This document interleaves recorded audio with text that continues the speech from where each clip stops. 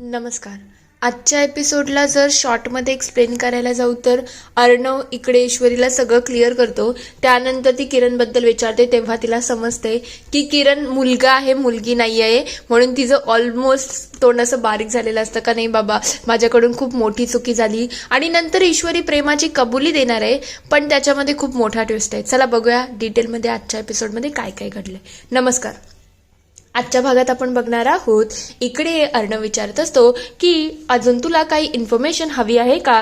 तेव्हा ती म्हणते नाही सर, मला आता सगळं कळलं आहे. तेवढ्यात तिला आठवतं नाही सर, ती किरण कोण आहे आणि तुम्ही तिच्याशी अख्खा दिवस काय बोलत असता, नेमकं हे प्रकरण काय हे मला समजायला पाहिजे. तेव्हा अर्णव म्हणतो अच्छा, किरणबद्दल तुला जाणून घ्यायचं आहे का. तेव्हा ती म्हणते मग तुमचं लग्न झालं आहे असं किरणशी बोलणं बरोबर नाही आहे. अर्णव लगेच किरणला कॉल करतो. तेव्हा ईश्वरी म्हणायला लागते तुम्ही आता सुद्धा त्यांना कॉल करताय, हे काही बरोबर नाही आहे. तेवढ्यात अर्णव फोन स्पीकरवरती टाकतो आणि म्हणतो अरे मला तुझ्याशी थोडं इन्व्हेस्टमेंट प्लॅन बद्दल बोलायचं होतं. तेव्हा ती म्हणायला लागते ठीक आहे सर, समजलं मला तो मुलगा आहे. तेवढ्यात तो म्हणायला लागतो अरे मिसेस राजेश शिर्केंना थोडा इश्यू होता की तुझं नाव किरण का आहे. तेव्हा तो म्हणतो सर असा कन्फ्युजन खूप लोकांचा होतो की मुलीचं नाव आहे की मुलाचं, पण मी मुलगा आहे हे आठवण ठेवा. हे ऐकल्यानंतर ईश्वरी लगेच तो फोन कट करते आणि म्हणायला लागते सर काय गरज होती एवढं सगळं लांबवायची, सॉरी माझ्याकडून चूक झाली, मला वाटलं ती मुलगी आहे. तेव्हा तो म्हणतो काय झालं तुला अचानक, तुला एवढा का फरक पडला की मी एखाद्या मुलीशी बोललो तर. तेव्हा ते म्हणते हे बघा आपलं लग्न झालं आहे आणि आपलं लग्न झाल्या कारणामुळे तुम्ही असं इतर पोरींशी बोलू शकत नाही, कारण की हे चुकीचं आहे हे आठवण ठेवा. कारण सर माझं तुमच्यावरती खूप प्रेम आहे, आय लव्ह यू. तेव्हा अर्णव म्हणतो काय बोललीस तू, मी खरंच ऐकलं नाही. ईश्वरी लगेच अर्णवला मिठीमध्ये घेते. तेवढ्यात अर्णव म्हणायला लागतो काय बोलली तू, एकदा पुन्हा बोल ना.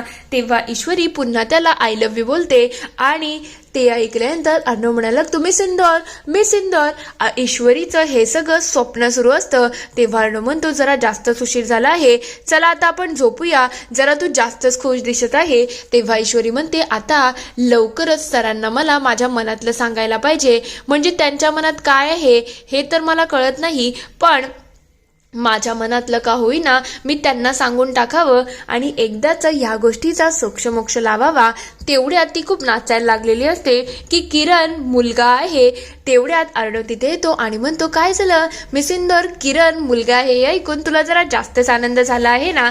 तेव्हा ईश्वरी म्हणते चला सर झोपायचं आहे, उगाच वेळ वाया घालू नका. तेव्हा ते दोघं लगेच झोपायला निघतात. तर दुसरीकडे अंजलीला राहून राहून राजेशने कशा सगळ्या गोष्टी घडवून सांगितल्या होत्या ते सगळं आठवण येतं आणि ती थोडी टेन्शनमध्येच आलेली असते की मी यांची मदत कशी करू.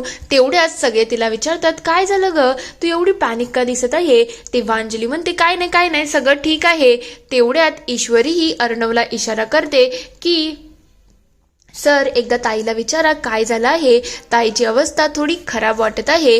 तेव्हा अर्णव विचारतो दी सांग ना काय झालं, सगळं ठीक आहे ना, म्हणजे तू एवढी घाबरलेली का वाटते. तेव्हा ती म्हणते मला अर्णव तुझ्याकडून 10 लाख रुपये हवे आहेत, देशील का मला. तेव्हा तो म्हणतो ताई मी तुला पैसे देईल ग, पैशांचं काहीच नाही, पण अचानक काय झालं आणि तुला 10 लाख रुपये का हवे आहेत ते कारण तर सांग. तेव्हा ती म्हणते अगरे यांनी एक केस घेतली आहे. तेव्हा म्हणतात अच्छा जावई बापूंना पैसे हवे आहेत का. तेव्हा ती म्हणते अहो कसं झालं माहितीये का, काल ना त्यांना खूप गुंडांनी मारलं होतं आणि त्याच्याचमुळे त्यांनी एक केस घेतली होती, त्या केसच्या संदर्भात सगळ्या गोष्टी सुरू आहेत. तेव्हा हे ऐकून मामांना थोडं हसायला आलेलं असतं. इकडे राजेशने काय काय सांगितलं ते सगळ्या गोष्टी इकडे अंजली सगळ्यांना एक्सप्लेन करते. तेव्हा आजी म्हणतात हे सगळं तर खूप भयंकर आहे. तेव्हा अंजली म्हणते हो ना, मी म्हणून यांना बोलली की जीवापेक्षा जास्त काहीच इम्पॉर्टंट नाही, आपण त्यांना 10 लाख रुपये देऊन टाकू आणि हा सगळा विषय तिथल्या तिथे सोडून टाकू. तेव्हा अर्णव म्हणतो मला सगळं समजतंय, पण ताई हे सगळं करायची काय गरज आहे. तेवढ्यात मामी म्हणायला लागतात खरंच जावई बापूंना मानायला पाहिजे, सगळ्यांसाठी किती करतात ना, यांना लोकांची खूप काळजी आहे. तेव्हा अर्णवला खूप राग आलेला असतो. तेवढ्यात अंजली म्हणायला लागते आता काय करायचं बघा ना, खरंच 10 लाख रुपये देणं गरजेचं आहे ना. तेव्हा ईश्वरी विचार करते नाही याला तर मी पैसे मिळू देणार नाही, मी काहीतरी नक्कीच करेल. ती लगेच ताईंना म्हणायला लागते मला असं वाटते ताई जर जिजूंनी ही केसच सोडून दिली तर आपल्याला पैसे द्यायला लागणार नाही आणि जीवाचा जो काही खेळ आहे ना तो बंद होऊन जाईल. तेव्हा अर्णव म्हणतो मी तुला एक सजेशन देतो, एक माझ्याकडे मोठे वकील आहेत आणि ते वकील जर हे केस घेतले तर आपल्यासाठी गोष्टी सोप्या होऊन जातील. तेव्हा मामी म्हणतात पण याचा काय उपयोग होणार आहे, जावई बापू सुद्धा वकीलच आहेत ना.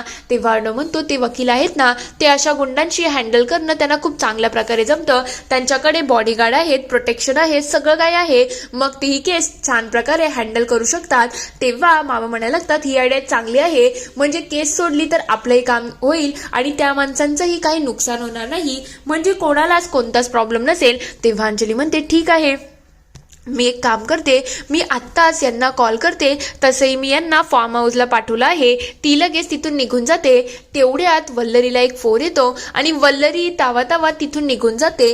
तेव्हा तिला समजतं की तिला तिचा बॉक्स मिळाला आहे. तेव्हा ती विचारते खरं सांगा माझाच बॉक्स आहे ना, जर माझा बॉक्स असेल ना तर मी लगेच तिकडे येते, आज तो बॉक्स भेटला तर खरी मजा येऊन जाईल. ती स्वतः आवरावर करते आणि निघतच असते. तेव्हा मामा म्हणतात अच्छा ही आता त्या बॉक्सच्या शोधामध्ये चालली आहे का, आता त्या बॉक्समध्ये काय आहे ना हे मला समजणं खूप गरजेचं आहे. आज मला माझ्या बायकोचा पाठलाग तर करायलाच लागेल. चला बघूया आज हिच्या पाठलागने मला काय भेटणार आहे.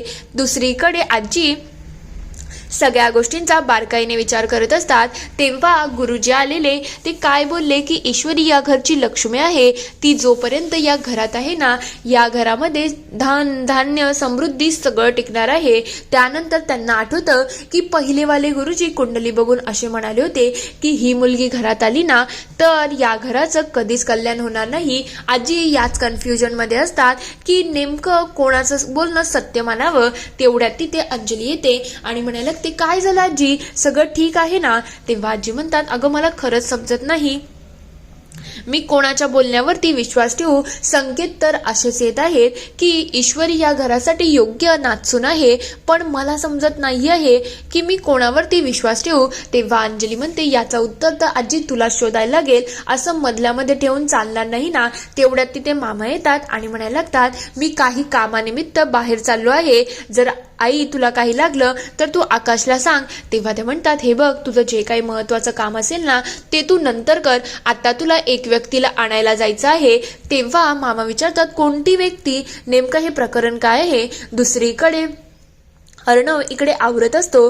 तेवढ्यात अर्णव म्हणायला लागतो की आता मला ऑफिसला जाणं गरजेचं आहे, थोडं महत्वाचं काम आहे. तेव्हा ईश्वरी म्हणते ठीक आहे तुम्ही जाऊ शकता. अर्णव म्हणायला लागतो राजेश तसाही घरी नाही आहे, मग तू काळजी करू नको. तेव्हा ती म्हणते आता मी त्याला घाबरतच नाही हो, मला त्याची बिलकुल भीती वाटत नाही, कारण की आज सुद्धा आपण त्याचा प्लॅन उद्ध्वस्त केला ना, म्हणजे त्याला पैसे मिळू दिले नाही ना, म्हणून आपण एकत्र मिळून त्याचे सगळे प्लॅन असेच उद्ध्वस्त करू. तेवढ्यात अर्णवचं बटन तुटलेलं असतं.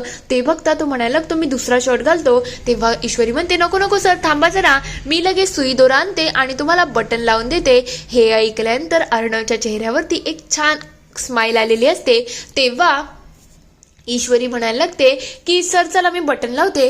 तेव्हा अर्णव म्हणतो काय ग, मध्ये मी तुला एकदा बटन लावायला सांगितलं होतं तेव्हा तू नकार दिला होता. तेव्हा ती म्हणते मी तेव्हा रागामध्ये होते आणि तेव्हा मी तुम्हाला नवरा मानत नव्हते, पण आता मी तुम्हाला नवरा मानते आणि बटन लावणं खूप साधी गोष्ट आहे. तेवढ्यात अर्णव लगेच बटन लावता लावता जोरात किंचाळतो की तेव्हा ईश्वरी विचारते काय झालं, तुम्हाला सुई टोचली का. तेव्हा तो म्हणतो विचार करत होतो सुई टोचली तर कसं वाटेल, अगं जोक मारला ना, हस ना. ईश्वरी त्याला जोक काही घेत नाही. तेव्हा अर्णव म्हणतो बरं आहे. तो विचार करायला लागतो आता ही मला नवरा सुद्धा मानायला लागली आहे, म्हणजे हिचा मूड सुद्धा चांगला आहे, जर मी आजच हिला माझ्या मनातलं सांगलं तर किती छान होईल ना. तेव्हा तो म्हणतो ईश्वरी एक काम कर, मी तुझ्यासाठी ड्रायव्हर पाठवतो, तू जरा माझ्या बरोबर दुपारी बाहेर ये. तेव्हा ती म्हणते सर अचानक काय झालं. तेवढ्यात ईश्वरी त्याला खरंच सुई टोचवते. तेव्हा तो म्हणतो खरंच सुई टोचली ना. तेव्हा ती म्हणते सुई टोचल्यावरती सर असं लागतं, असं काही साधं सुद्धा नसतं हा. तेव्हा तो म्हणतो ठीक आहे काही असो, पण दुपारी मी तुला ड्रायव्हर पाठवतो, तू जरा बाहेर ये, मला तुझ्याशी थोडं काम आहे. तेव्हा ईश्वरी म्हणते काही हरकत नाही. ते दोघं लगेच एक दुसऱ्याला बाय करतात आणि तिथून निघून जातात. थोड्या वेळानंतर इकडे अर्णव ईश्वरी लंचसाठी बाहेर आलेले असतात. तेव्हा ईश्वरी म्हणते सर अचानक तुम्ही आज मला लंचसाठी बाहेर आणलं, काही विशेष का? तेव्हा तो म्हणतो हो, मला तुला एक महत्वाची गोष्ट सांगायची आहे. तेव्हा ईश्वरी म्हणते बोला ना सर, काय बोलायचंय तुम्हाला? अर्णव खूप सारं पाणी पित असतो आणि हिंमत गोळा करत असतो की मी कसं हिला सांगू. इथे हा एपिसोड संपतो. पुढील भागात आपण बघणार आहोत या दोघांचं बोलणं सुरूच होणार असतं. तेवढ्या तिकडे कपल बोलायला सुरू करतं आणि म्हणायला लागतं कसं काही कोणाला कोणाच्या मनाचं समजू शकतं. तेव्हा ईश्वरी म्हणते समजू शकतं, जर प्रेम खरं असेल तर एक दुसऱ्याच्या मनातलं सगळं ओळखून येतं. तेव्हा अर्णव म्हणतो हे सगळं रिडिक्युलस आहे, मला नाही वाटत या गोष्टी खऱ्या आहेत. तेव्हा ईश्वरी म्हणते असं कसं, या गोष्टी व्हायलाच पाहिजेत ना, प्रेमामध्ये एक दुसऱ्याच्या मनाचं कळायलाच पाहिजे. तेव्हा तो म्हणतो तो का अंतरात्मी आहे का त्याला सगळं कळेल. ते दोघं पुन्हा त्यांच्या टेबलवरती येतात. तेव्हा अर्णव म्हणायला लागतो जे झालं ते झालं, आता आपण बोलायचं का? तेव्हा तो म्हणतो तेव्हा ती म्हणते आता तुम्ही जे खायचंय ते खा, मला काही खायचं नाही आहे. ती लगेच तावा तिथून निघून जाते. तेव्हा अर्णव म्हणतो मला आय लव्ह यू बोलायचं होतं, पण आता हिला मी बोलू तरी कसा, मला खरंच समजत नाही आहे. इथे हा पूर्ण एपिसोड संपतो. आता खरंच अर्णव ईश्वरीला कसं आणि कधी आय लव्ह यू बोलेल, तुम्हाला काय वाटतं ते मला कमेंटमध्ये नक्की कळवा. व्हिडिओ आवडला असेल तर लाईक शेअर सबस्क्राईब करायला विसरू नका. Thank you for watching.